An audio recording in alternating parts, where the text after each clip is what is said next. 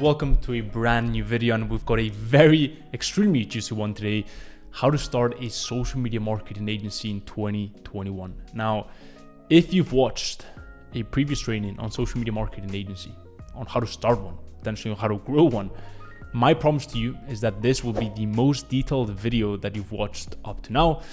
All you gotta do is, it's gonna be a long one. You can probably see that I'm not sure how long I'm gonna go for, but there's quite a lot of slides, there's quite a lot of in-depth training on this video. So my recommendation to you is go ahead, get a pen, get a notebook, take a few notes, be engaged, get rid of distractions, and without further ado, let's get right into it. So, how to start a social media marketing agency in 2021. Here is all the stuff that we're gonna cover. Number one, what has changed? Number two, picking the right avenue. Number three, building a monopoly agency.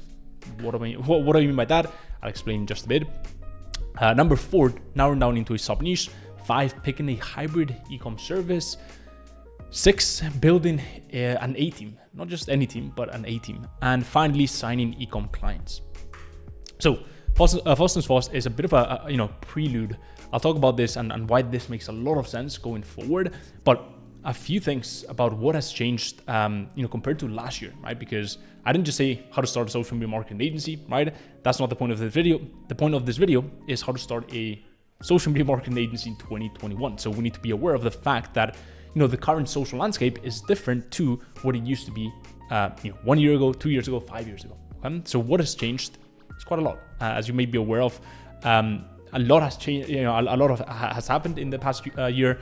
A lot has changed in the past year, and so a few things that we want to keep in mind is the impact that 2020 has had on this year, right? And the impact that 2020 will have had for the next 5 years. Okay? So the current social landscape has had a massive influence on the growth of e-commerce. As millions stayed at home, global e-commerce traffic hit a record-breaking 22 billion monthly visits in June 2020, and that is a Statista.com stat right there. Also, e-commerce has almost doubled in market cap in the past year and has grown more than in the past 10 years combined. So quite a lot of growth for e-commerce. And finally, moving with the times.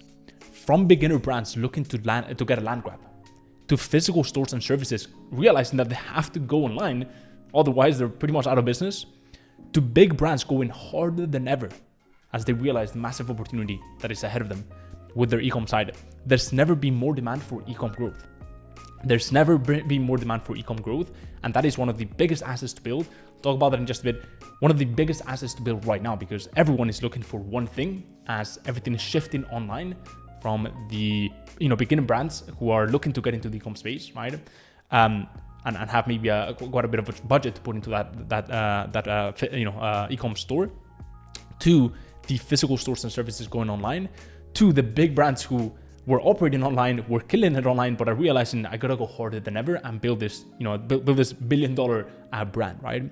So there's never been more demand for e-com growth, and the people who can conquer that are the people who are gonna win in this unprecedented landscape. But I'll come back to that in just a bit, because the first thing that we're gonna do is we wanna pick the right avenue. And what I mean by that is, what industry are we gonna operate in? Now, it can really boil down into two things, right?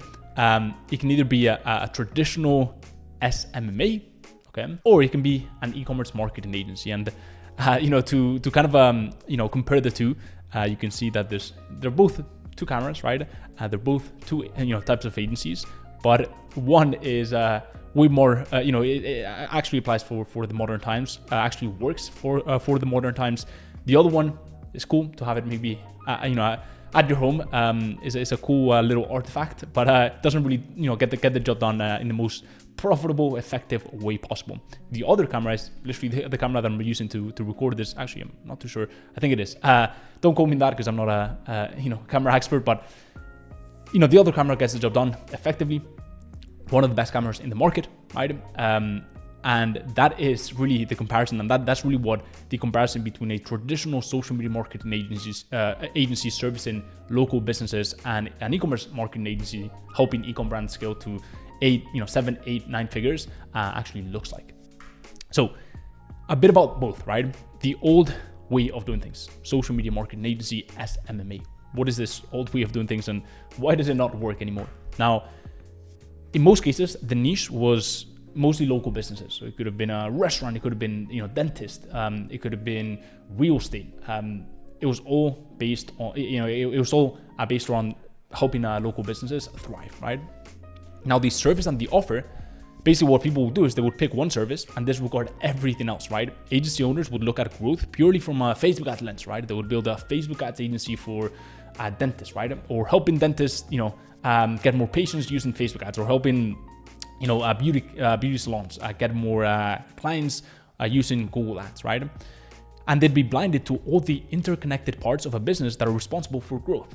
So they would, another thing is they don't have an irresistible offer, and there's really no distinction between their offer and their service, right? Their service is their offer. And what I mean by that is a service could be Facebook ads, right? The offer could be growth, profitable growth to 7 figures, right? That could be an offer.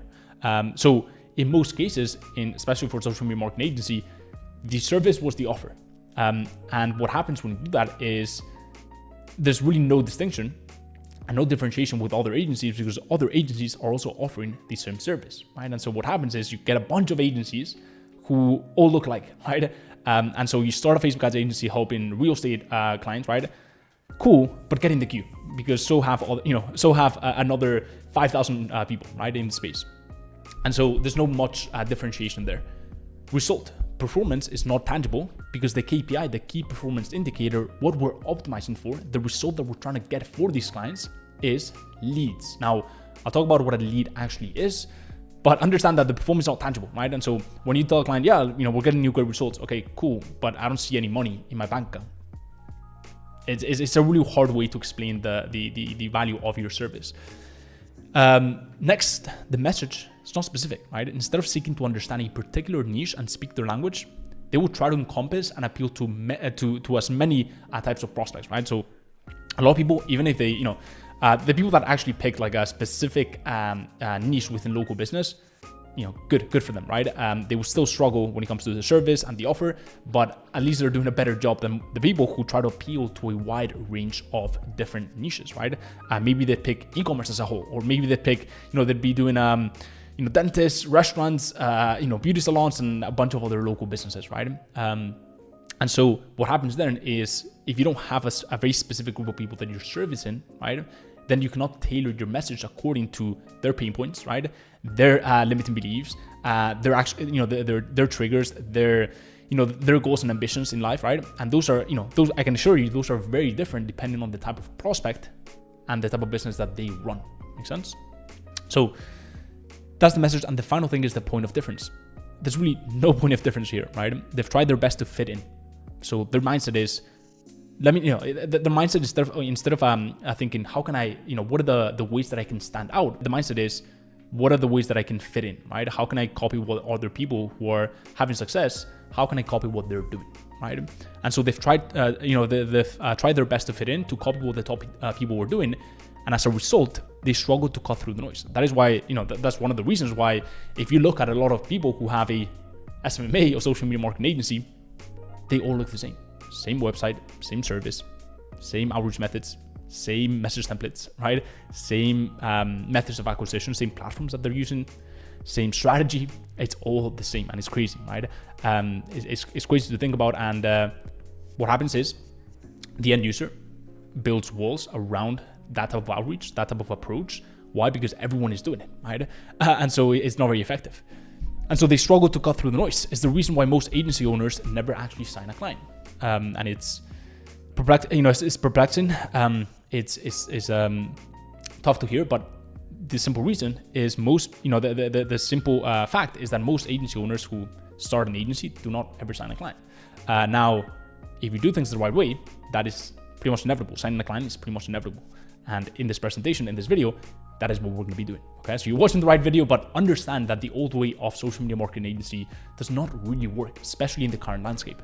Now, here are some, to really hone in on this fact is, these are some of the limitations of the traditional social media marketing agency model.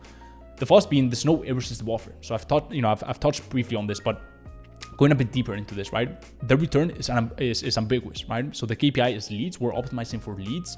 Leads do not equal money. You can see there, you can see on the slide, there's a little diagram, right? we've got on the left hand side, we've got a cold prospect. On the right hand side of the timeline, we've got a customer, right? Now a lead is not a customer, right? It's definitely closer to being a customer than a cold prospect, but it's not a customer, right? A lead is not a customer.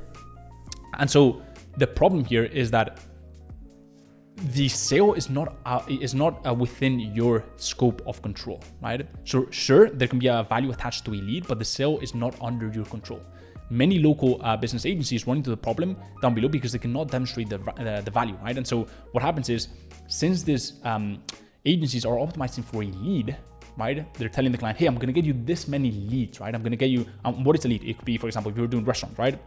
It could be someone who walks through the door to claim a free dessert. Or if you're doing dentist, right? It could be someone that walks through the door to claim a free teeth cleaning, whatever it is, or whatever it is, right? Or a mouth clean, whatever it is, right? Or if you're doing a beauty salon, it could be the customer who, a lead that walks through the door to claim their free, nail, to get their nails done for free, right? For, I don't know, a 30-minute session, right? So that is a lead. A lead has not purchased or spent any money yet, right? Now, who's responsible for converting that lead, converting that person that you get to, that you have walked through the client's door into a customer? The client does, right? And so it's not outside of our control, and that can be very hard because the reality is, the reality is the client has to be on point when it comes to the sales, right? So you can train the client to close these leads, but at the end of the day, the client has to know what they're doing when it comes to selling, right? And so the money you make them is not within your control. Also, they cannot, another thing to understand is with local businesses, especially, they can get away without using Facebook ads or paid ads, right? The reality is, it's not as essential for a local business to implement online advertising. Why? Because there are many other ways they can get traffic from, right? So street traffic elimination, right? So for example, they look at a bunch of, you're deciding between two gyms, right? One is, 10 miles from your house. The other one is a mile from your house. If the 10-mile gym is, maybe twice, 2 times better than the gym that is 1 mile from your house, you're still probably going to pick the gym that is closer to your house, simply because of the geographical limitation and elimination, right? So that's another thing to keep in mind. And the offer is not irresistible. They can do without it. So that is, those are some of the limitations when it comes to the offer. And this is a bit of an example when it comes to when you optimize for leads, right? And so here we've got 10 leads, right? Let's just say you've brought this client 10 leads, right? And the cost per lead was $1. So that would be $10 for those 10 leads. Now, let's just say that, let's just say that the client closes 10% of those people.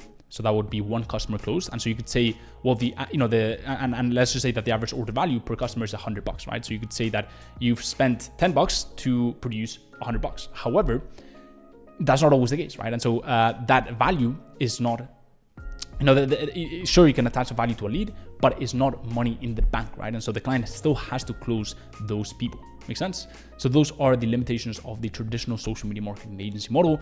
And that's why it's very, very limited, because you want results of your service to be as tangible as possible if you want longevity, right? If you don't want longevity, then make sure that you have a service that has no tangible results. But if you do want longevity, you want a service that has very tangible results, because as long as you're making it very clear that you're making a client money, you're never going to lose this client. And also, it's going to be much easier to sell new clients onto your service. So what happened, just a little brief story.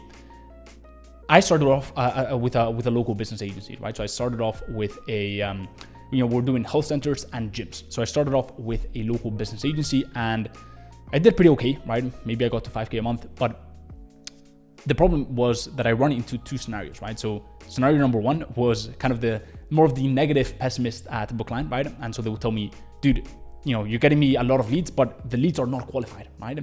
The leads are weak. So they would blame the fact that, I was getting them incredible leads, I was getting them a lot of leads, but they could not close the lead. And so they would blame the fact that they could not close the leads on the fact that the leads were weak, which directly correlates to my work, right? And so it would come back to bite me in the ass, whereas the real problem was that the fact, the real bottleneck and the problem here was the fact that they could not close the leads, right? And so that's the first scenario. And the second scenario was more of the positive scenario, but still same outcome, right? So they would tell me, Jaime, your leads are amazing, right? You're doing an amazing job, but my team cannot close the lead. So let me actually train my team fast and, we'll come back to you. They never actually do, right? But those are the two scenarios, and they all resulted with me not having these clients, right? And they all resulted with me not having control of my destiny, not having control of my business. And look, if you are an entrepreneur and if you're looking to start a business, I'm guessing that what you want in your life is control over your finances, your time, your location. And so I started this business, but all of a sudden I didn't even have control over my value, right? Over, the one thing that would actually, make me and help me get my dream life, which was my business. And so it wasn't really a great equation. Now, another limitation of the traditional social media marketing agency model is the fact that it's hard to land sales calls. And the reason why that is because it's a physical business, right? And so many local business owners expect that human touch. In many cases, you're limited by location. So you cannot, let's just say you start in a developing country, right? Well, you're limited by location if you're doing local businesses, because you cannot tap into the worldwide economy, because a lot of local business owners, they expect that human touch, right? Even if you're based out in the US or the UK, you're still limiting yourself, right? Because you cannot tap into that worldwide economy. And so you're limited maybe by city, maybe by state, right? But a lot of business owners expect that human touch before signing on. Also, there's a massive inability to automate. So the platforms that can be automated and scaled are all, they're all online based. Most local business owners aren't spending their day online, but instead they're running around dealing with clients and patients. So other methods of outreach would be, that would be more suitable, like cold calling, cannot be scaled. And so you've got agency owners cold calling for 6-8 hours a day, or maybe sending out cold emails for 6 to 8 hours a day, and that's not scalable, right? And the reason why you cannot scale that is because oftentimes it's not bits in a computer, it's not zeros and ones, right? And so if it requires a human touch, if it requires your human flesh to carry out that outreach, right, to carry out those sales, which we'll talk about, by the way, at the end of the video on how to actually sign clients. But if you require that human element to carry out those sales, then the outcome is that it's not going to be scalable, right? And you're going to have to trade your time and energy to actually sign these clients. And that's the one thing that we have very limited of. So the final thing is team, right? So most of their team have a physical presence. They work with each other every single day. So there's a bit of a bigger shock factor when hiring someone to do the job externally, right? I've had this happen, especially when I started my local business agency, where they had quite a bit of resistance to hire a contractor because they expected the whole team to be in one single place, right? If you go to a gym, the people that work there are hanging out in a specific location, right? In specific, essentially the gym, right? But if you go to any online-based business, like an e-commerce business, right? Everyone is pretty much online.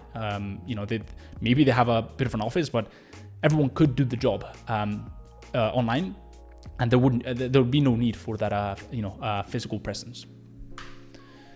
Third, it's hard to close sales calls, right? So the reason why that is because there's just a weaker pitch. The inability to show concrete dollar sign results and the fact that it's not absolutely vital for their success makes the pitch harder, right? And so these people do not necessarily, it's not absolutely vital for them to have your service. And so when they hear the pitch, sure, they see value in it, they see potential, but there's no pain points right there, right? And so, people move away from pain more than they move towards pleasure. And the idea of making more money, or the idea of the massive potential that there is by going online, is not as appealing as an e-commerce business, which we'll talk about in just a bit, who absolutely needs to have online advertising because otherwise they're going to dry out, right?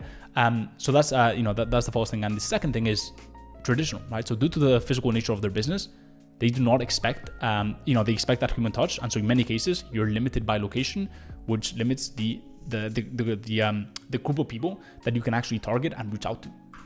And the final thing is client experience suffers. So there's a cap on growth because your value and impact is limited because there's only so much you can grow, right? If you're running ads for a gym, right, there's a maximum capacity. There's a specific maximum capacity. There's a cap on growth, right? Whereas if you're running ads for a local an e-com business, you could grow to $1 million a month, right?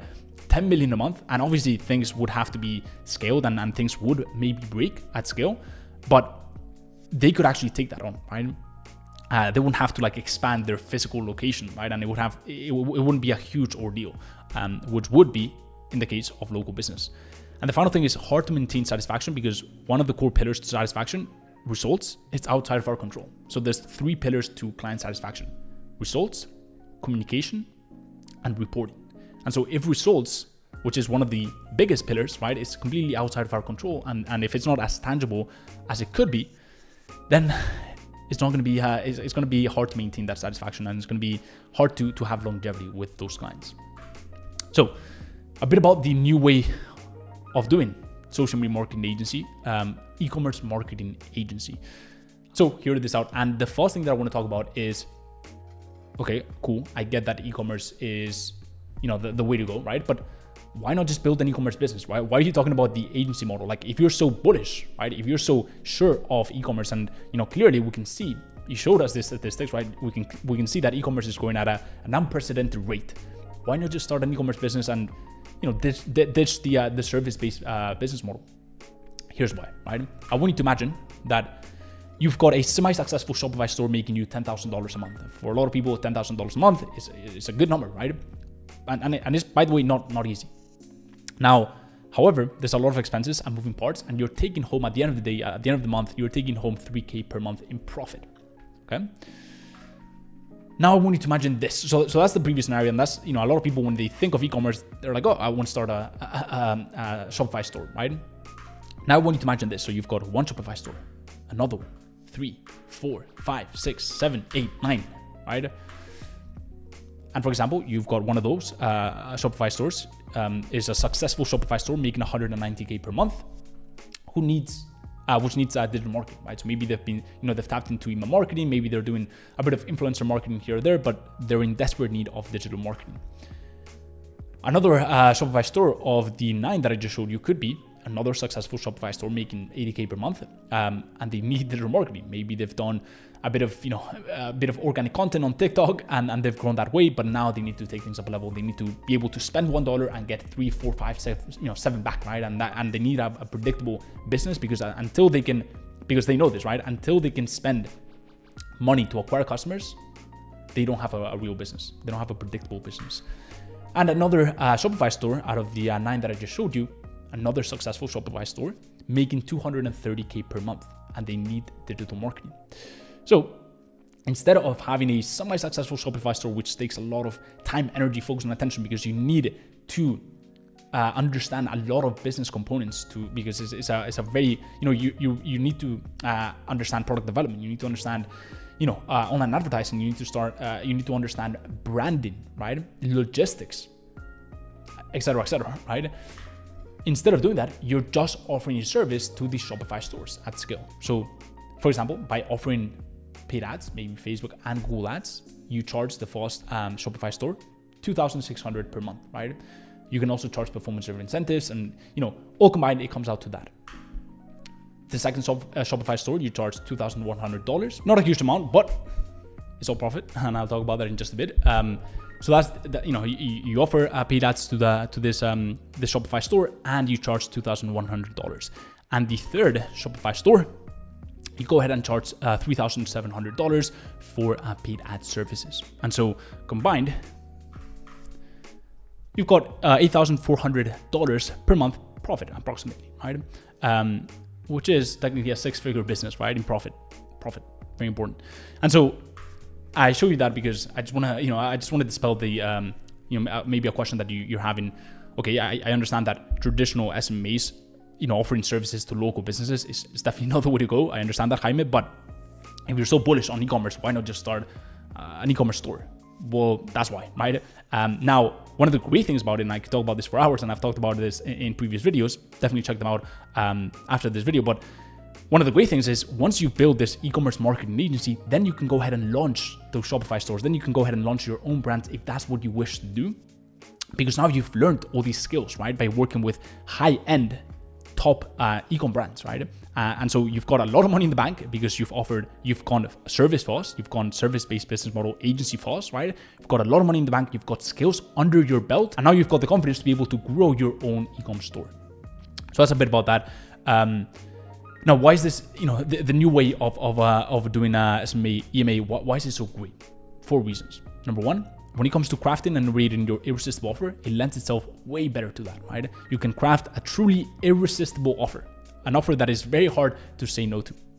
The return is very clear, right? The KPI we're optimizing for is purchase. The main KPI is purchase conversion value. So it's very clear how much money we've made them. And you can see here on the slide, here's an example, right? Where, clearly we can see well, you cannot see the cost per purchase. Well, you can see the cost per purchase, but you cannot see the amount spent here.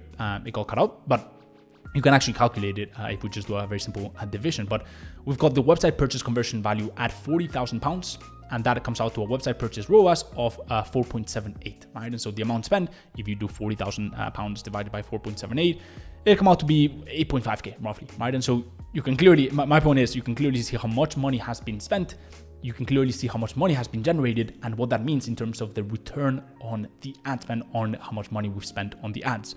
So the client sees this and they're like, keep going, right? Let's keep pouring money into it. So that's the first thing. The second thing is you get to die on your own sword. If you get them incredible results, you're responsible. If you get them poor results, you are responsible. That gives you immense power. Don't let that scare you off. Make that your superpower, okay? Why? Because this is so much better than, the example that I showed you, and the story that I told you about of clients saying, hey, your leads are weak. Even though you know your leads are not weak, even though it's them that they cannot close the leads, who's gonna win that argument, right? And so it's better to put yourself in a position where there's absolutely no question as to what your value is, because numbers don't lie, right? And so you just show the numbers and you let the numbers do the talking, and you just keep working, you just keep making the money, and they're gonna keep you around for a very long time if they are sane, okay? If they're a sane business owner. The final thing is vital to success. So for most e-com businesses, their main source of traffic and customers will be online advertising. Not doing it well comes at a very large cost to the growth of the business. They're also constantly seeing other e-com brands build empires off of social media marketing, right? They can see, Gymshark, Kylie Cosmetics, Drunk Elephant, right? All these massive brands who are building e-com empires on the back of digital marketing, and they're just sitting on the sidelines, right? And they know what to do. They know how to get traffic. They know how to get eyeballs, right? And they know how to build a sustainable, predictable business. They just need the right person, right? And so it's a much easier sale. And one of the things that I truly believe in is once you've got control over your value, you've got longevity. Okay, if you can clearly show the value that you can offer, right? I showed you an example. Then you've got longevity, because as long as you're making the money, they're gonna keep you around. Also, booking strategy sessions, booking sales calls. I call them strategy sessions, but booking sales calls, it can be done on autopilot, right? It can be automated, it can be scaled, and landing sales calls with potential clients is vital to this business, right? The more sales calls that you land, the more calls that you jump on, the more sales that you're gonna generate, the more clients you're gonna have, the more success you're gonna have with your agency. And so there are no geographical limitations, and e-commerce business owners are completely fine with that because that's how they operate their business too, right? Also, these outreach methods, a few of them I'm going to talk about at the end of the video, they're much more effective because the common outreach methods that people use are way more effective on e-commerce clients due to the nature of their business, which is online. For example, social media messaging, Facebook, LinkedIn, Instagram, right? Emails, Loom videos, video audits. They land better because they spend their day online. And finally, sales can be automated. These platforms lend themselves well to automations because bits on a computer can be scaled. Zeros and ones can be scaled. If you're cold calling, if you're literally typing cold emails, right? You cannot scale that. You're always going to require to put in 6 to 8 hours of work every single day, right? Because that's very ineffective. And that's why you also have to put a lot of time into it, right? To actually sign clients, right? And so if you can scale this, if you can automate it, your life is going to be so much easier, and you're going to be able to literally wake up. I've got myself, my students as well, waking up to meetings being booked pretty much on autopilot, right? Because you've got an automated sales funnel. Number 3, doing and closing strategy sessions. You can do that in a much more effective way. So you need to understand that these people, e-com founders, they've hired people online in the past. So by now, the vast majority of e-com owners have hired someone online without ever meeting them. VAs, agencies, team members, most of their team will operate online too. So keep that in mind. Also, on the demo call, or on whatever sales call, on a sales call, we'll be able to walk them through a demo of our service with clear processes and results. So you can clearly show them the processes, the path of, the plan of attack, and the results that are going to go along with it. And the final thing is obsessive client experience and satisfaction. So one of the great things about e-commerce agency is the fact that you can charge high retainers. On average, e-com businesses tend to have healthier profit margins, around 30%, which allows them to invest more into revenue generating activities like online advertising. This means more tangible growth for the client and your agency. Now I say 30%, but that is a very safe estimate. Most of my clients have 60, 70, even 85% profit margins. So keep that in mind. But it allows them to invest way more into revenue generating activities. And finally, full transparency. So business owners love seeing their dollars being put to work, generating them more dollars. Who doesn't, right? And they can clearly see how much money we're making them with paid ads. Because when it comes to e-commerce, as I said, what we're optimizing for is purchase. We're literally getting someone to put out, to get their card and pay for something. It's not a lead. It's not someone who's walking through, a clinic or whatever it is, right? It's someone who's taking out their card and paying for a product. So, do you remember this, right? We talked about the unprecedented rate of growth in the e-com space. Well, let me add this to the equation to really convey the fact that not only is the e-com space in very, very high need of e-com growth services, but also the fact that most business owners are in desperate need of marketing. And so when you combine the two, you've got e-commerce, marketing agency, and you've got a business model that has a lot of potential. So here's what you need to understand about most business owners' current situation, which is pretty worrying. Okay, once you really, I've spoken to probably thousands at this point of business owners, and I've asked good questions about their pain points and their current situation, and it's become very apparent that these four things, in one way or the other, apply to most business owners. So most business owners are product obsessed. Their business is their baby, and they put all their energy and attention on their product. They think that people will just magically flock to it simply because it's a great product. Also, not enough eyeballs. So when then they realize that not enough people are buying their product because not enough people know about it, right? So they thought that they would just create this product, amazing product, right? They would invest a lot of time into creating it, a lot of money into R&D, into research and development, and people will just flock to it. But that really doesn't happen, right? There's a lot of noise online. And for someone to really take notice of something, you must get in front of them with a very good message. Number 3, it keeps them up at night. Now they have all this inventory. They have invested greatly on research and development and into creating amazing products. They have a team they need to take care of, an amazing team, but they don't know where the next customer will come from. They just don't know how to sell this product, right? And so, they're not very happy, right? They're not very happy, and they cannot sleep very tight at night. And the final thing is, they know that they have to fix this, right? But they don't have the time or the expertise. They know they desperately need marketing, but they simply don't have the time to try to master it. They're spending most of their time on low yield 20% activities, which are, things like, customer support and managing the team and, jumping on team calls and, producing new products. For what, right? You don't even have a best-selling product. Fix that fast, right? And they know this, they understand that. So the final thing that I will say on this, to really illustrate the fact that, this is something that they desperately need is the fact that marketing is not a choice, it's an actual obligation. It is absolutely vital. It is mandatory if they are to grow their e-com business, right? So the problem for most business owners is the fact that when they started their business, they did not understand, what their role actually was, right? They didn't understand that they were in a completely different business than they actually thought. And the reason why I say that is because, look, the baker thinks he's in the baking business, right? The plumber in the plumbing business, the dentist in the dentistry business. The funny thing is they're not, okay? They are in the business of selling those products and services, right? The dentist is in the business of selling his dentistry services, right? He's not in the dentistry business, okay? So they didn't really understand what business they were getting into. They didn't understand how important it was to actually sell, right? To market their service. And the next thing is number one priority. Getting their product out there and in front of as many people, as many qualified prospects with the right messaging is an absolutely vital task, okay? Everything else is secondary to that. Until they have this thing sorted, until they have a predictable stream of customers, until they can pay a certain amount to acquire a customer profitably, they don't have a business, and they know this, okay? And that's how desperately they need these type of services. Because look, a lot of e-com businesses, a lot of businesses in general, they might look good on the outside, but inside, they're just like that, okay? Inside, most are desperate. Inside, they're actually dying inside, okay?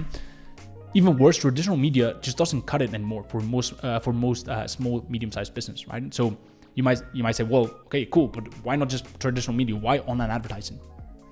Here's why, right? This is a graph by Live Marketing, basically conveying the cost of acquiring a customer, and you can see basically conveying the cost per 1,000 impressions, so the CPM, and you can see that social media is by far the lowest, okay, with direct mail and broadcast TV being some of the highest, $57. And the final thing that I'll say on this, before we move on to the really hard-hitting, juicy stuff, right? I've preluded, and hopefully you can see that e-commerce is definitely the way to go. That business owners don't have this thing sorted, so they need this service desperately. And the final thing that I'll say on this is a few misconceptions that you may be having, right? You might be thinking, well, wouldn't e-com brands already have online advertising? No, right? Most do not have a clue, which is shocking. Hopefully, you understand how shocking that is, right? How do these people not know how to market and sell their product? Like, they're literally, you've seen, right? They're in the business of selling products. Well, they think that they're in the business of selling X, Y, and Z. They think that they're in the business of selling lipsticks, or they think they're in the business of selling shoes. They're not, right? But they haven't understood that yet. So it really shocked me too, right? When I started my agency, I thought that everyone would surely, have this sorted, right? And I have this limiting belief of who am I to tell these people, right? How would they consider me an expert? Well, they're great at other things, right? Business owners, founders, e-com founders, they're great at creating a product. They're great at building a team, but most of them don't have a single clue as to online advertising. Maybe they have a bit of clue as to traditional media, but they don't have a clue as to how online advertising actually works. So it really shocked me, right? They're just product obsessed and have no idea how to sell and market. And so most are not even using online advertising. To illustrate that with facts, okay, before we move on, these are just some stats, okay? So this is just Facebook. We've got 30 million, roughly, probably a bit more, Facebook pages. Only 1.5 million actually spend money on advertising. That's not a lot, right?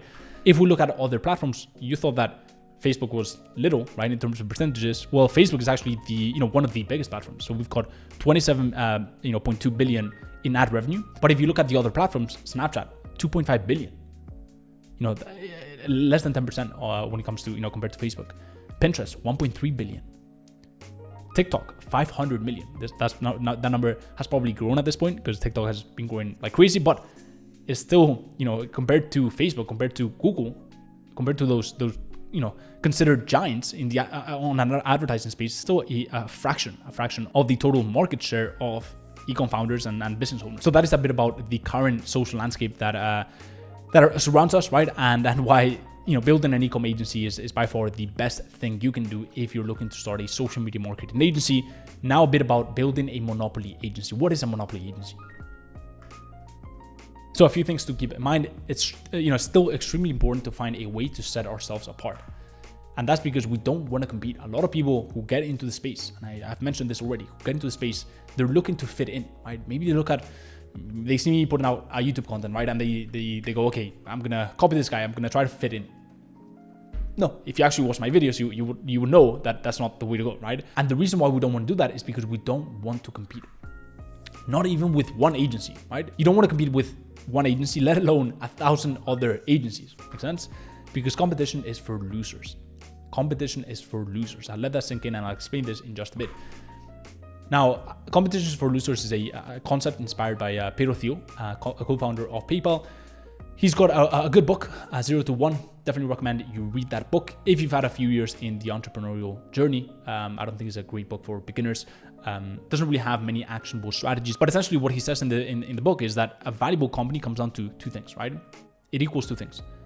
Number one, you create value, and then you add capturing some of the fraction of the value created, right? So you create value and then you capture some of the value, the fraction of the value created.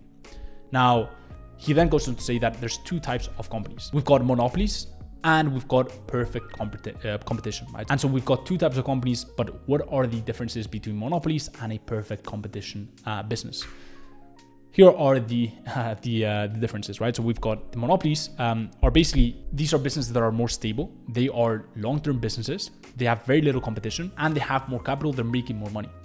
Perfect competition, however, they don't seem too happy, as you can see.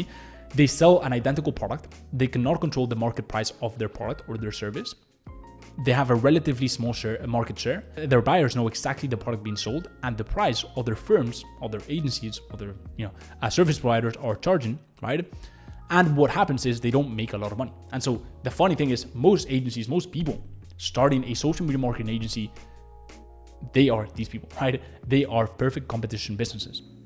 They sell the identical thing. They sell Facebook ads, Google ads, whatever it is, right? They cannot control the market price of their service because they have absolutely no differentiation strategy. As a result, they don't really conquer a big chunk of the market share. In most cases, clients know how much they should be paying for Facebook ads or Google ads because they don't have an actual offer. And as a result, they don't make a lot of money, which definitely applies for most people. So monopolies, right? If you look at, what are some examples of monopolies? So Google, for example, is a monopoly, 66. And the reason why that is, although, technically it would not be described as a monopoly, otherwise they would have their, the government on their ass. And I'll explain, why they're able to get away with it. But Google, for example, has a 66% of the market share of the search industry. That is a big chunk, okay? If you look at Amazon, they have a 49% market share of e-commerce. If you look at Microsoft, they have an 87.5% market share of Office suites. Now, what are some examples of perfect competition? Number one, hospitality industry, right? You've got hundreds, thousands of hotel brands, and look, when you're traveling to a city, right? When you're traveling abroad, most people are not very romantic and passionate about this specific hotel chain that they're going to, right? They just like the hotel for whatever reason, right? And they just go to that hotel, maybe location, maybe I don't know, the way the hotel looks, but it's not really because of the hotel chain. Also the agriculture industry, right? So all these brands that you can see here, another example. And as well as the airline industry, most people are not very loyal to their most people are not very loyal to their airline. So how do they get away with it? I'll explain how in just a bit. I'll explain how this actually applies for the e-com agency model and why it's incredibly important to be not the perfect competition type of business, but the monopoly business. Well, the reason why they get away with it is because monopolies pretend to have lots of competition. They don't want the government to regulate them, so they won't call themselves a monopoly. For example, Google won't describe themselves as a search engine anymore. They'll say they're competing with Apple on TVs and smartphones, right? And Amazon on cloud services. Make sense? So they don't describe themselves as the one thing that they've conquered and they're actually a monopoly, but they'll describe themselves as the one thing that they're not really, great at. And essentially argue that they're competing with other big companies. However, non-monopolies pretend to have no competition, so they're tempted to lie because they may not make any money otherwise. They'll say they're doing something unique that is less competitive than it looks in an attempt to separate themselves from the rest of the herd. It may seem these two types of companies are very similar. The airplane industry is bigger than search, for example, but they're widely different. And so the funny thing is, a lot of social media marketing agencies, right? They'll say they're unique because they're doing X, Y, and Z, right? They're actually not, and they're competing with thousands and thousands of other agencies because they haven't set themselves apart. So how does this apply to EMA? Now, here's most people, right? Maybe and this is not obviously going to be you if you stay till the end of the video, but most people hear about this e-com space, right? And they're like, oh, cool, I'm going to do that. I can clearly see that local business is not the way to go, but I'm going to go ahead and I'm going to become an e-com agency. Not so fast, all right? Because what happens is, let's just imagine, these people on yellow suits, on yellow outfits. They're looking pretty drippy. Let's just imagine that they're gonna try to start a broad e-com agency. Now, what happens is you've got someone like, Ecom, which is my agency, right? A broad e-commerce agency. And so these two guys, these two beginners, right, looking to get started with their agency, go ahead and they try to, they try to compete with these broad e-com agencies who are already maybe in the market and have been in the market for a number of years, right? And what happens? Well, RIP, John and Lauren, the e-com agency, obviously, completely outcompetes John and Lauren because they have more experience. They've been around for longer, and John and Lauren they're trying to compete with these people at the one thing that they're good at, right? And so that's not a really good strategy. And this is the deadly mistake most people make, right? When they start a social media marketing agency, which is what this whole presentation is all about, right? When they start a social media marketing agency, they try to go after a big market from the get-go, right? And it's always funny because, a lot of people, they talk about like, oh, but I'm scared of saturation and I'm scared of competition, and I think there's a lot of saturation. Yet they do the one thing that puts them in the position to have, to experience saturation at first hand and to really be outcompeted by other agencies. Okay, so not the great, not the greatest strategy. So they see the advantage of e-commerce and they dive straight into the deep end. There you deal with a number of competitors, like for example my agency, who's been around for longer. So that way you're competing with established agencies. These agencies have more authority, social proof, experience, expertise, case studies than you, right? It's impossible to beat them at their game. You don't want to be the 3rd, the 4th, the 10th, or the 20th in a space. These are, always, these people are unhappy, unsuccessful agency owners that are alike because they fail to escape the essential sameness in competition. And this failure to escape competition leads to an epidemic of what I call Me Too agencies. Agencies offering the same service in the same niche, competing for the same clients. Look, if you're watching this presentation, do not be a Me Too agency, okay? That's reserved for people that have watched other, how to start a social media marketing agency videos. Okay, we're not going to do that. We're not going to be another typical social media marketing agency offering the same type of service, offering, to a different niche in the local business space or e-commerce. We're not going to do that, right? We're going to be very, very strategic about the specific, space within e-commerce that we go into, right? So that we don't have competition and we can conquer that space. So how can we escape competition and beat these other agencies? And here I'm kind of, I'm doing myself dirty because I'm literally giving you a blueprint on how you can actually beat, agencies like mine, for example, that are big in the e-com space. David versus Goliath. You want to use this strategy. You want to use this mindset going into it. So here's a comprehensive guide on beating the competition. The first thing is you want to understand thy enemy. So typically we've got two types of agencies. When approaching premium e-com brands, okay, which are the clients that we are going to be signing, I'm going to be showing you in just a bit how to sign these clients, okay? There are two types of agencies we're going up against. Number one, the do-it-all agencies and the broad e-com agencies. So the do-it-all agencies are the agencies that are doing pretty much every single niche, right, in the world. They're doing restaurants, they're doing clinics, they're doing dentists, but they're also doing e-com brands, right? They're doing everything. And you've also got, on the flip side, you've got e-com agencies, right? They're doing, vegan brands and, fashion brands and beauty brands and tech brands, right? They're using, they're basically helping all types of e-com brands grow, right? So these are the two types of agencies that you're going up against, and understand thy enemy actually helps you visualize who you're going up against, right? And by understanding that, then you can, you know what their strengths and weaknesses are, and you know how you can beat them. So the strengths are the fact that they've got more authority, they've got a track record, they've got testimonials and results, and they've got more experience and expertise.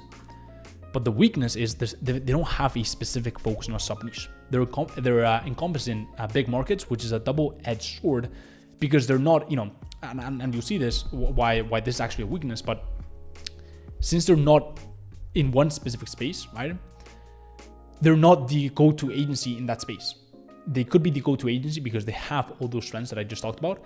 But if another agency that specializes in that space and does only that one space and knows all about that one space, then they're going to get beat, right? They're going to get beaten by this other agency. And the second thing is they're bloated and big. It's hard to personalize to different sub-niches, even if they wanted to, right? So even if they wanted to do what I just talked about, even if they wanted to appeal to just one specific segment of people, right? Maybe vegan brands for a month, right? It would be almost impossible because they would have to, pivot everything, right? And you want to imagine these two types of agencies as this big elephants that are just clunky and just don't really know how to be agile and move very quickly. The second thing we want to do is we want to understand where you're currently at, right? So you right now watching this video, you want to understand that persona. You want to understand who, what your strengths are and your weaknesses are. So a bit about the weaknesses: what you don't have experience. In most cases, you don't have results or testimonials, and typically you don't have a track record. Maybe this does not, it doesn't apply to you, but I'm guessing most people watching this video, that's the case, right? What you do have is you have the right guidance, right? If you're watching this video, you have a really good start. You have work ethic and hunger. You have the ability to pivot easily, and understanding who your competitors would be down the broad e-com path, right? So you understand who those competitors would be down the broad e-com path. The third thing is we want to understand the factor of 10 rule. So you want to understand that you don't need to be the first to the e-com space to be successful. You simply need to offer, your offer to be 10x better than the competition. Okay. For example, if you look at Microsoft, was the last operating system for many decades.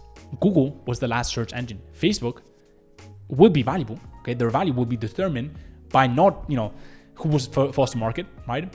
But instead by the longevity, right? So if it turns out to be the last social media network, Facebook will be the most valuable social media network. Okay, so my point is, you need to be, we now understand who the enemy is, right? We understand who what you do have and what you don't have, and we also understand what we need to do to actually beat our competition. And so we need to level the playing field given our and their strengths and weaknesses, right? So we understand what those are, and we also understand that we need to offer something that is 10x better than them. So we don't compete with them and they cannot compete with us. So how do we actually do that? Right? So we understand what we need to do, but how do we actually do that? We need to narrow down into a specific sub niche within the e-com space. And this is what most people don't actually do, okay? But it is absolutely vital that you do this. What you want to do is you want to go ahead and picture e-commerce, right?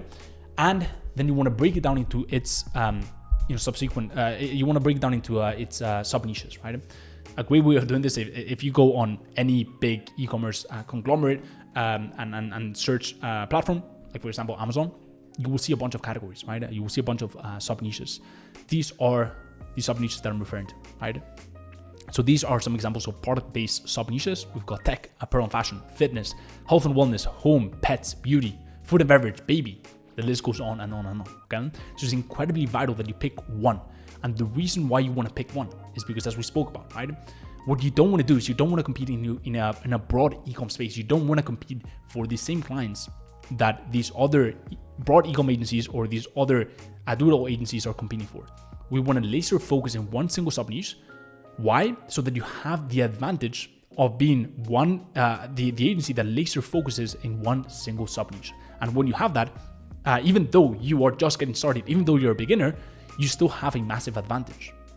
Okay? Because people love, there's this thing called in-group, out-group bias, right? People resonate with people that share similar interests, similar characteristics, and similar knowledge, right? And so if you focus just on the baby sub-niche, right, and you're approaching baby brands, right, and this baby brand is getting approached by a broad e-com agency, a do-it-all agency, and a baby-specific sub-niche e-com agency, they're going to go for your brand, right? Obviously, if you have the right processes and all that stuff that we'll talk about in just a bit, but it's incredibly important that you do this. Otherwise, it's going to be very, very hard to actually get traction at the start. Why? Because you're competing with people that have a lot more strengths than you do. Okay, so hopefully you're staying with me. If you're enjoying this and you haven't hit the like button, I'd really appreciate it if you do that. It helps out with the algorithm, the whole channel, and I'd really appreciate it. So go ahead and do that right now, and we'll take a bit of a break before we get straight into the next section, which is picking a hybrid e-com service. So let's just do a bit of a recap, right? We've talked about what has changed, right? So we've talked about the current social landscape. We've also talked about the new way of doing things, right? We've talked about how the traditional SMMA model, forget about that, right? It's all about the e-com space now. But okay, cool. We understand that the e-com space is the way to go, right? We understand that also creating an e-com brand, not so bueno, right, at the start. But why is it, how do we compete with these other big agencies that have already an established, name in the e-com space? Well, we do that by laser focusing into the sub niche, into a specific sub niche. Now we're going to talk about even another way to even add another massive strength to your arsenal, so that it makes signing clients and growing your agency so much easier. And that is picking a hybrid e-com service. So a few things you want to keep in mind, right? Let's discuss the difference between the two types of services you can pick. So you can pick a social return or a revenue-driven service. Now, the social return service, the goal here is they're optimized to increase brand credibility, lift brand image, create communities, and drive organic traffic. The return is social. For example, an increase in views, followers, engagement, right? What they lack, however, is a clear monetary return. There's no way to attribute revenue growth and make it tangible. So in times of crisis, what happens is business owners, they look at their balance sheet, right? And they keep the things that are making them money, but cut the things that are not, right? Since it's harder to convey the value of social return services, these services are not bulletproof, okay? However, for example, social media management, Instagram growth, TikTok growth, video editing, customer support, community manager, podcast creation and growth, filmmaking and videography, creative, for example, creating slideshows, social media content, etc. These have a return, right? And I'm gonna say, 100% having more followers, having a more engaged community is gonna lead to more dollars down the line.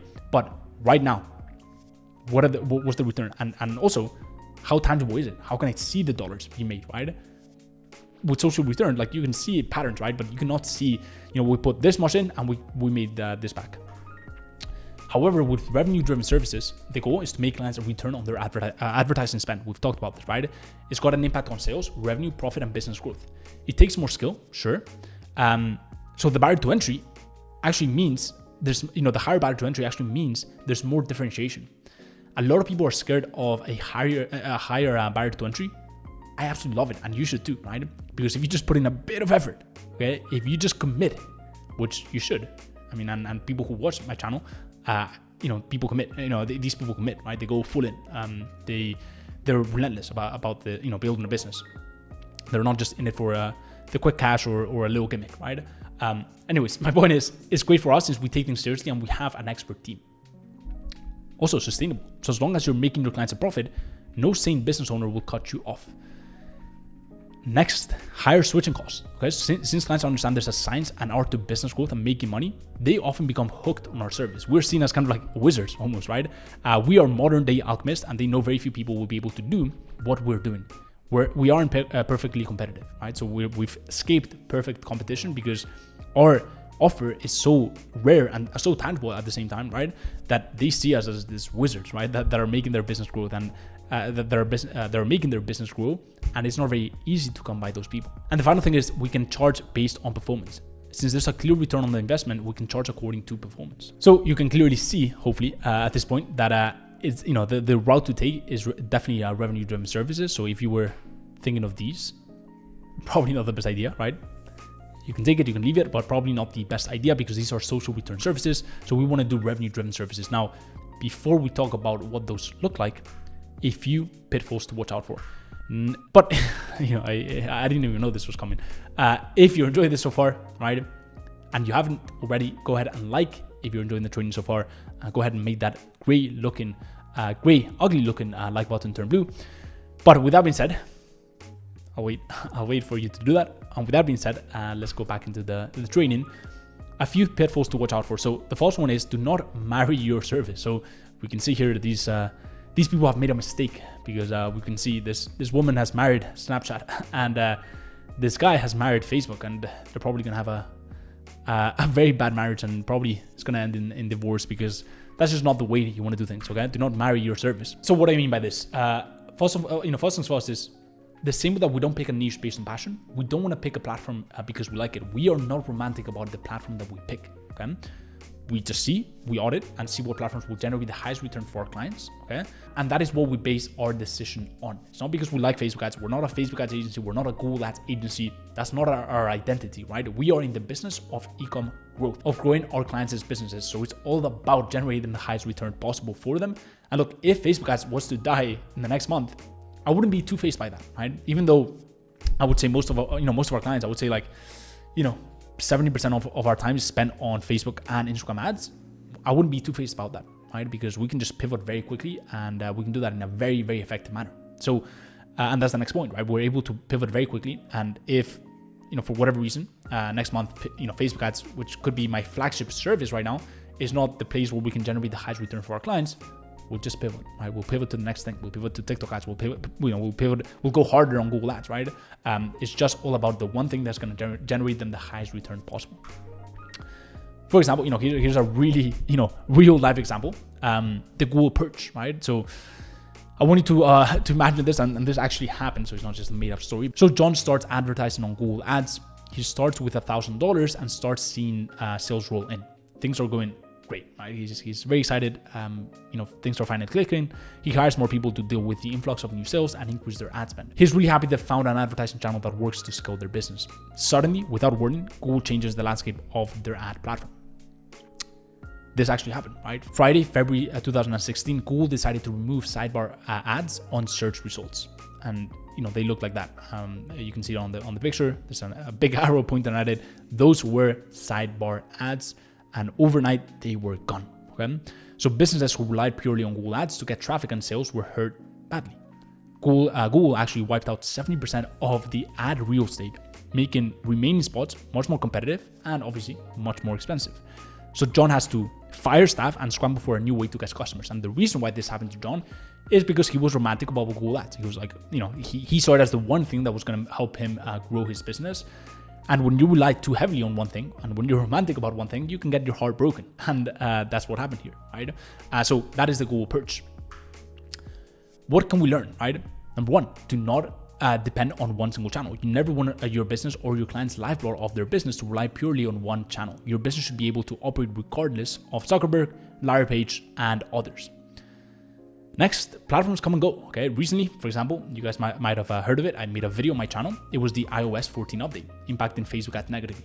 We haven't seen much of a difference, much of an impact at the agency, but the key is to stay agile and to never marry one single service, but to keep a cool head when it comes to switching over to other platforms. So now you know what to watch out for when it comes to picking your service. Here are 3 keys to remember when picking your service, and here are the 3 commandments you don't want to violate. Okay, do not violate any of these commandments. Number 1 is the commandment of location. We don't want the service to tie us down to a location. We must be able to do it remotely from anywhere in the world. Otherwise, it will eat up our financial freedom and ability to scale past the human flesh. For example, video creation. If you are offering video creation and you're looking to start a video creation agency, look, it could still be an e-com agency, right? Helping e-com brands with the video creation, but you're going to violate that commandment of location because you have to actually be there shooting the content for the client. Okay. You also don't want to violate the commandment of time. So results shouldn't be immediate, but they should also not take months. Okay. There should be a fast feedback loop. For example, SEO takes quite a bit of time, right, for you to see the results. Not a great, flagship front-end offer. Also, website building, not the greatest choice because, again, it violates the commandment of time. Also, there should be no correlation between our time and our value, and I'll speak about this in just a bit. Incredibly vital. Okay, do not trade time for money.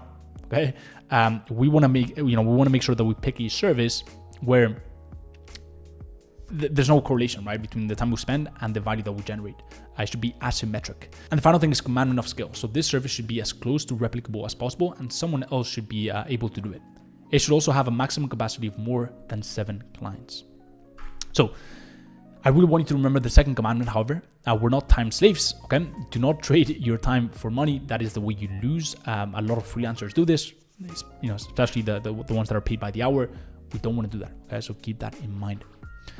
So with that being said, okay, we talked about I've preluded, and I'm a big fan, as you guys can see, of preluding because I could just tell you like, hey, these are the services, these are the niches, but that would really it wouldn't help you, right? You want to understand why we're doing what we're doing, on top of obviously how to actually do it, not just the what, right? Because the what doesn't actually empower you. Okay, the what, you go implement it, you're like, oh, I know this, right? Then you go implement it and you're like, there's a missing piece of the puzzle, right? Why?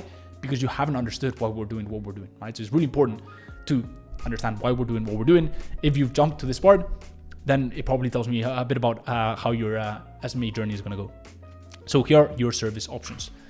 Now, before I get into it, what is a sales funnel, right? Maybe you know this, maybe you don't, but a sales funnel very important, and the reason, and you see why it's incredibly important. But a sales funnel, what it is the journey we take a prospect who's never heard about our product or service towards the purchase of this product and service. So we've got different stages. We've got, for example, awareness, we've got consideration, we've got preference, purchase, and loyalty at the very, very end.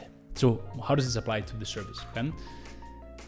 The way I'm going to explain the service for an e-com agency is by breaking down the typical e-com funnel, right? This is the way that I've broken it down, and this is the way that I see an e-commerce funnel. Basically, what I mean by this is these are all the things that are required to get someone to go from awareness to that loyalty and purchase stage. So it all starts with paid traffic and the ad content, right? So we need a picture or video, right? And we need to pair it with a platform, right? So we put in front of people an ad, and we actually select the people that we want to get in front of, right? So that is the combination that we need to actually get started, right? So that is the combination that we need to create awareness, and that is the combination that is going to generate that top of the funnel people. Make sense? Now, these people we're going to drive to a landing page, right? So we're going to drive to a landing page.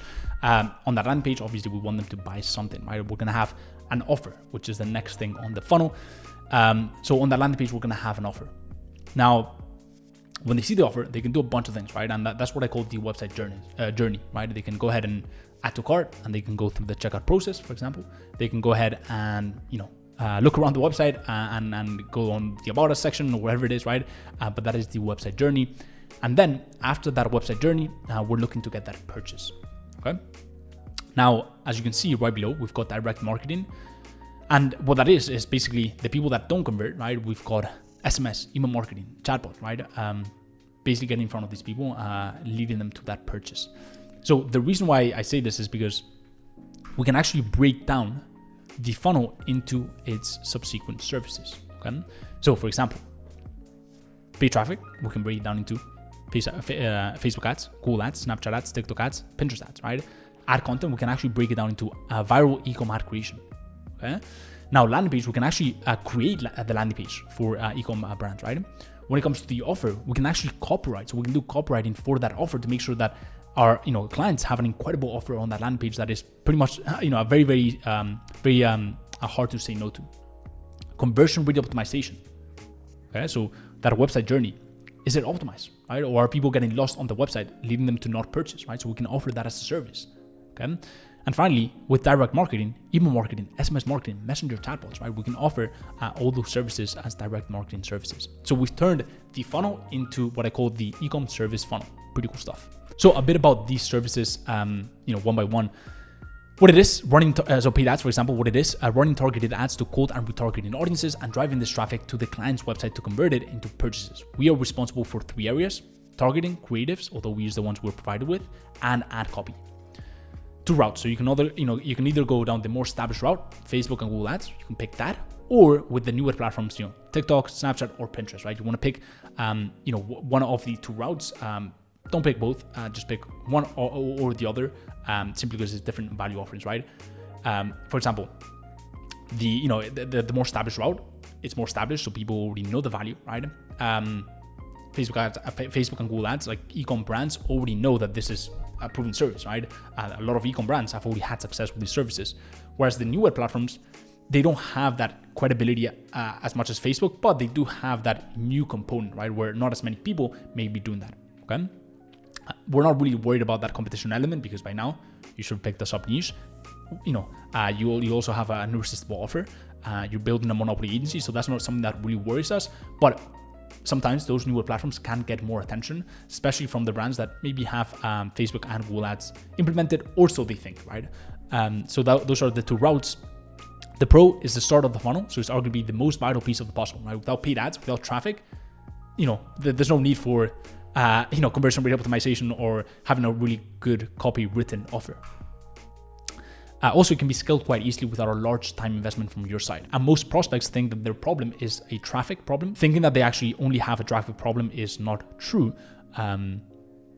but it makes it easier to sell the service. And the final thing is the con. So probably not, these are probably, paid ads is probably the most competitive, and it's not as effective if one doesn't have a 360 approach to e-com growth. And what I mean by that is that, while most people only, if they're doing Facebook ads, they only think of e-com growth through a Facebook ads lens. They think, well, Facebook ads is the one thing that's going to help you grow.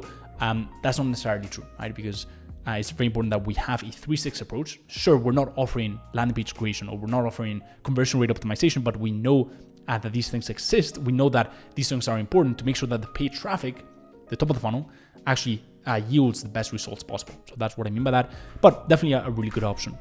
Next thing is viral e-com ad creation. So what it is, creating high converting viral ads for e-com brands to run them to cold audiences. Okay, I'm sure you've seen this, the typical video ads where, you know, it basically showcases the product. It has basically a bunch of different, it's kind of like a carousel video, right? Where with a bunch of different scenes showcasing the benefits and the features of the product and the product in use in most cases. So the pro, the tangible return, a 1% higher click-through rate on an ad could mean extra thousands of website visitors daily, which could mean hundreds of extra new customers. So there's a clear return, right? And with all the services, there's a clear return. And finally, there's a winning formula. So there's a replicable and winning process. The con, it struggles for longevity. So once the client has a few winning ads, there's not a very predictable turnaround rate. And the final thing is overlap with agency paid traffic services. So many agencies already offer to do the creative portion on top of the paid traffic service side, right? So it's a good service, especially if you like that creative component and maybe you have a bit of a video editing experience under the belt. But yeah, that's a viral e-com ad creation. Next is landing page creation. So we've talked about this, obviously you saw on the e-com funnel. What it is creating a high converting landing page, usually on Shopify. So the pro, again, a tangible return, a 1% higher conversion rate could mean thousands of new customers on a daily basis. And winning formula, there's a replicable and winning process.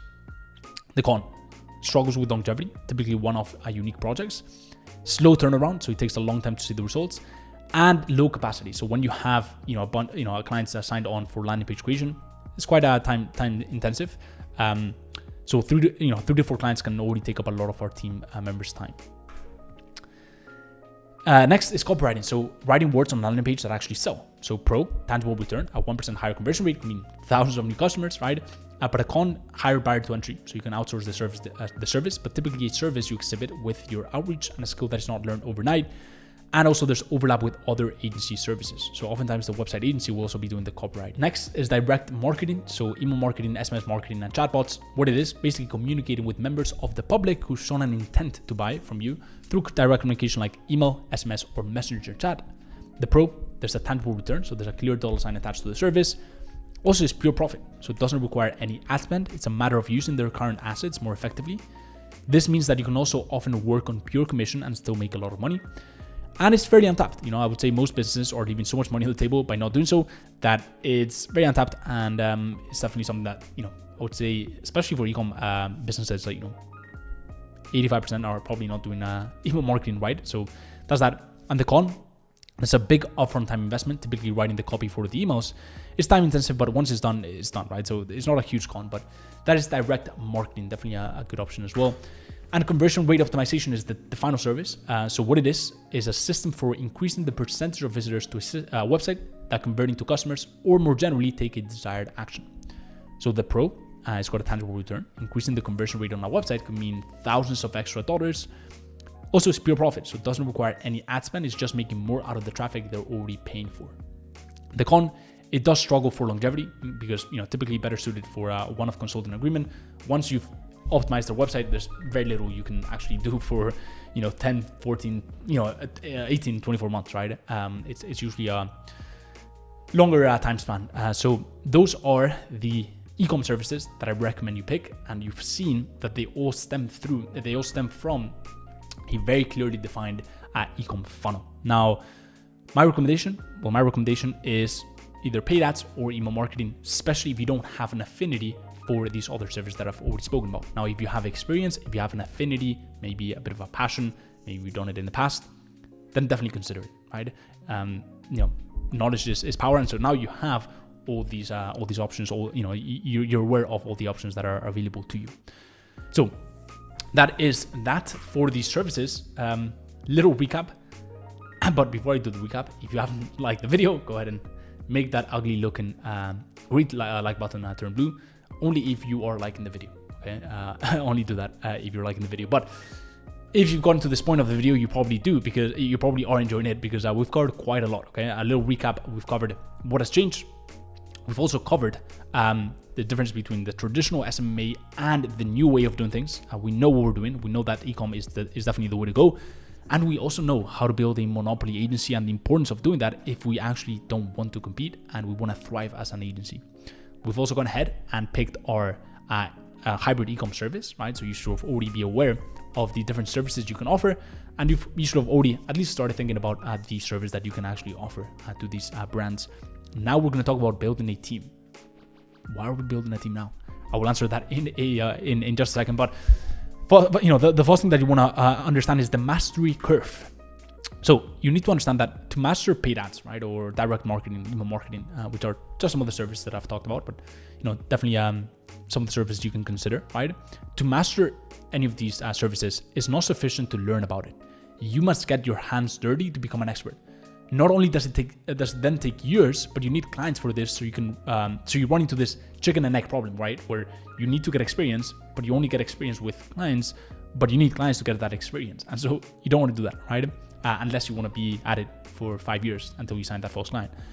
Mastering direct marketing, this also applies because email marketing, sure, itself can be mastered in a few months, but copywriting is more of an iterative process, right? So the main thing is waiting to master the service you offer is the most detrimental thing you can do to your success as an agency owner, right? And so I see so many agency owners, they go, the first instinct is, okay, I'm going to master Facebook ads, right? I'm going to master this high income skill, right?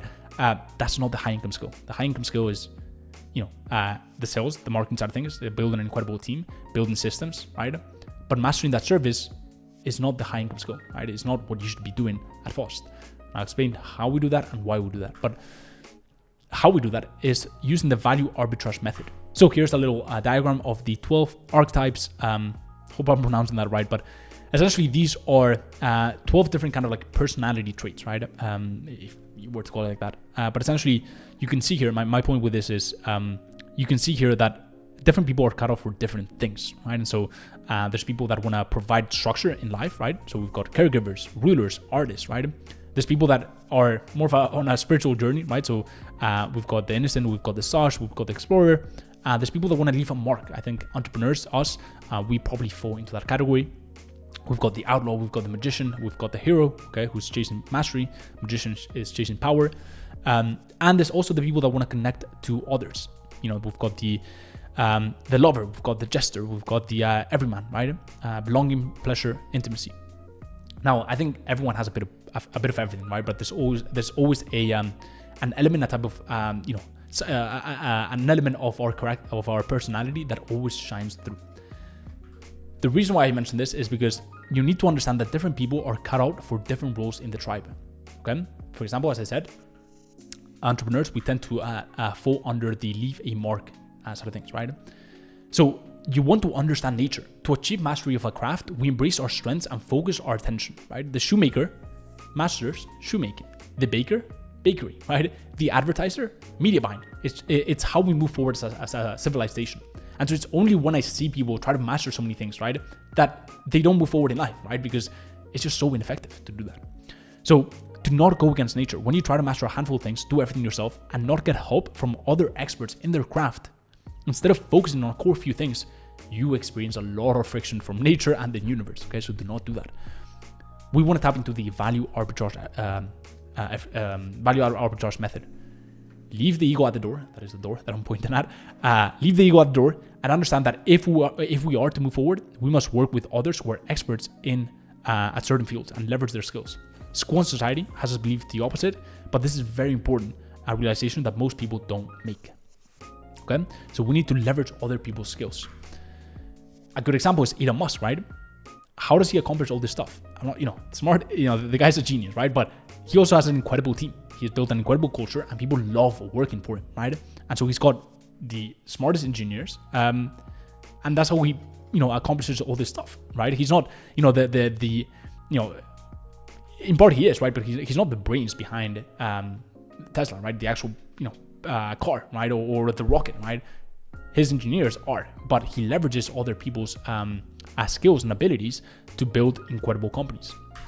So that is what we want to do, right? We want to use the value arbitrage method, and what you want to do, okay, is you want to hire the people to deliver the service, right? So if you are offering, let's just say paid ads, right? And you're offering TikTok ads, you hire a TikTok ad specialist as a contractor, as a virtual contractor, right? You pay him part of the fee from the client, and they're part of your team, right? They're not just, some random person who you never speak to and the client never sees. They're part of your team, right? And you're leveraging their abilities to offer the service. We do a lot more stuff, right? We do the sales, we do the branding of the agency, we build the systems, we build the offer, we manage great talent, right? But the service delivery should always be done by someone who's an expert at that specific field. And you might be asking yourself, why hire now, right? Okay, I understand that we need to get someone in our team, but why do we hire now? Doesn't really make much sense, right? You might be thinking, shouldn't hiring a player for our team? Okay, I understand we have to hire someone for our team, but shouldn't this be done like after I have a client? No, okay, and for a number of reasons. So number one, it's going to help you loosen up. I used to be nervous to even jump on interview calls, okay? So I understand that these calls really help you loosen up for client calls when you actually try to sign clients, okay? And it's a lower stake scenario, and it will help you get used to Zoom calls as well. Okay, so it really helps you loosen up so that you go into those client calls with much more confidence. Also, it tightens up your messaging. You're going to be presenting your agency to these potential team members. They might also ask you questions, right? This will help you tighten up your offer. Okay, so very important. It helps you tighten up your offer, and so that when you go to market, and you can be going to market, you can already start reaching out to clients while you hire these team members that will deliver the service. But this will really help you tighten up your offer. The confidence on going into a sales call will drastically increase because it's helped you loosen up, but also you understand that you know that you have an A player that can actually deliver on this service. So it gives you a different level of confidence, and psychologically it's very powerful because you truly believe in what you're pitching.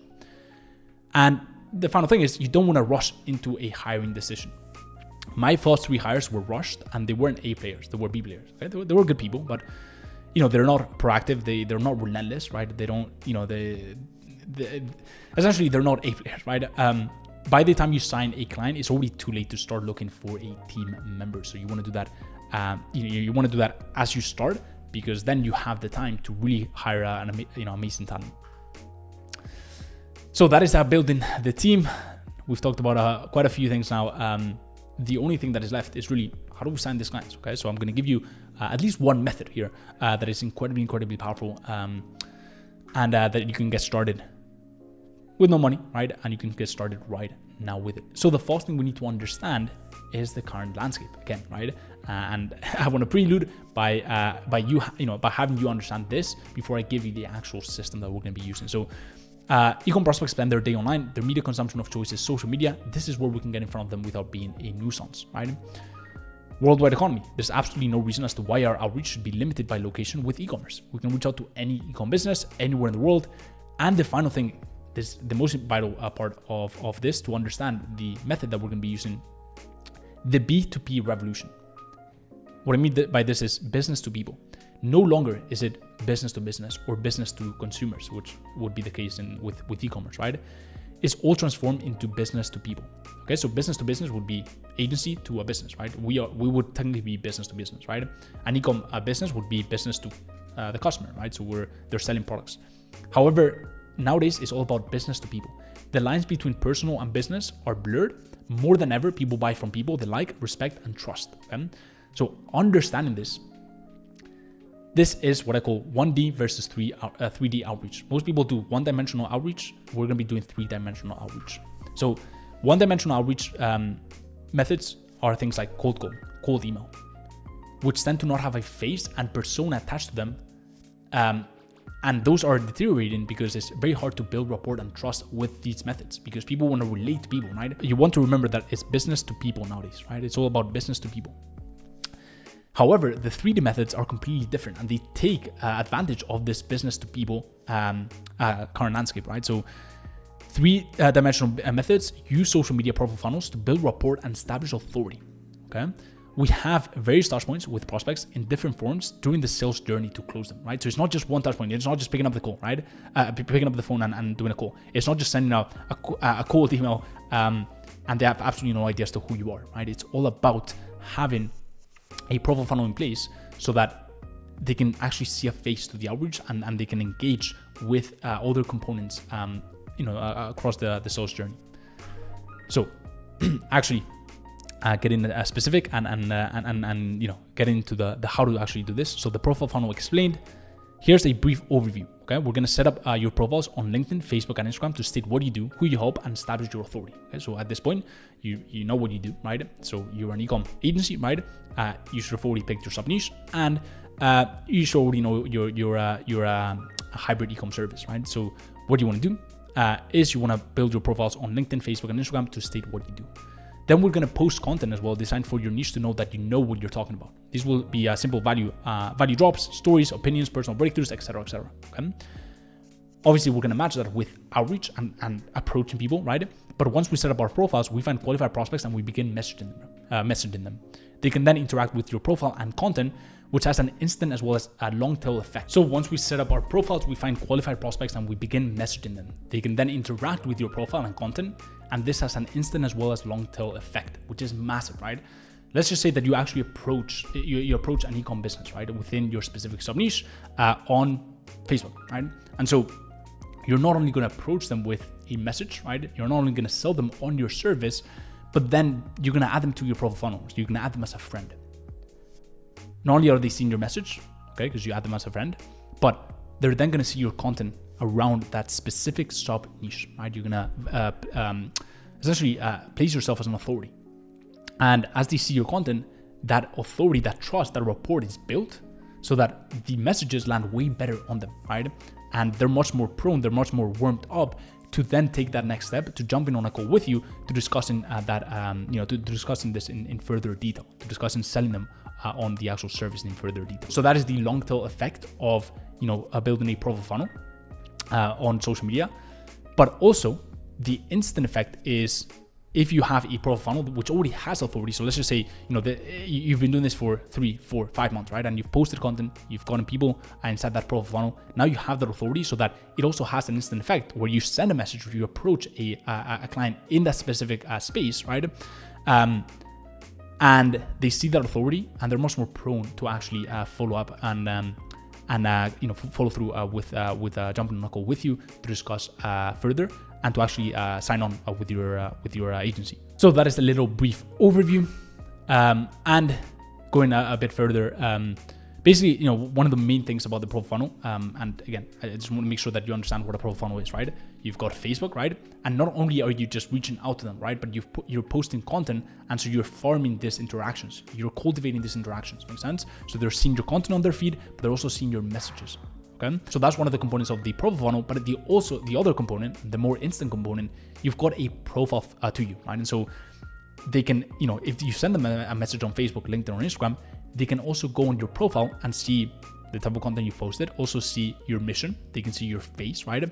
And all this stuff is incredibly valuable because it's not just 1D, right? It's not one-dimensional, it's not an email where they don't even see your face. They can see that you're an actual human, right? They can see that you're a person who actually is passionate, who actually knows about the specific sub-niche, right? Vegan brands, for example. And you're not just a fly-by-night opportunist, right? So that is the value of the profile funnel.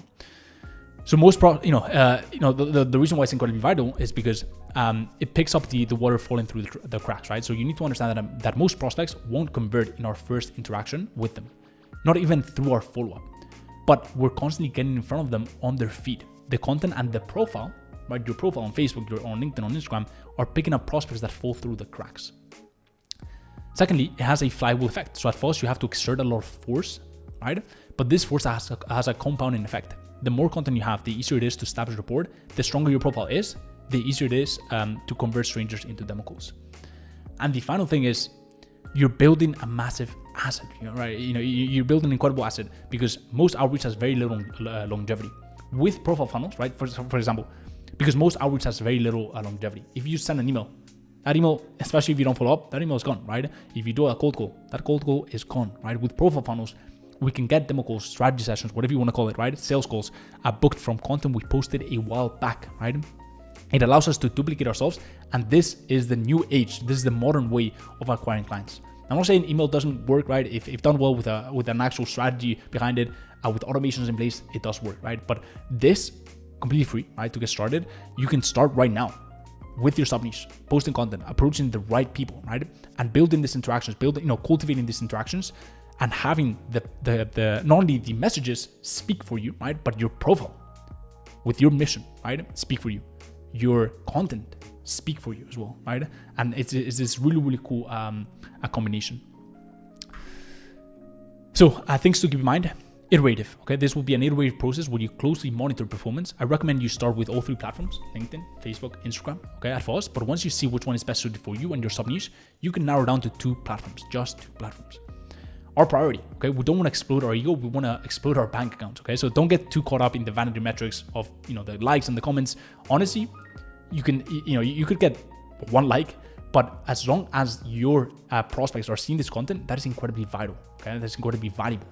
Much more valuable than someone who's getting thousands of likes, right? But he's not approaching anyone, because these likes are not gonna ever convert to customers, right? Because there's no intent behind those likes. It's just for the intention of getting their ego stroked. Make sense?